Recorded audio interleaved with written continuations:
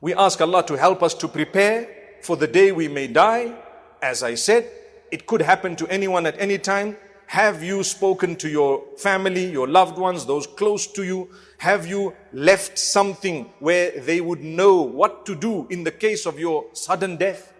It's important. Secondly, if you've lost a loved one, it's normal to grieve, but it's not normal to become depressed and to allow it to go to a point where your life has come to a standstill. May Allah Almighty have mercy on all of us, and may Allah make us from among those who realize, let's talk good to one another. Remember at the back of your mind always, death is a whisker away. Really.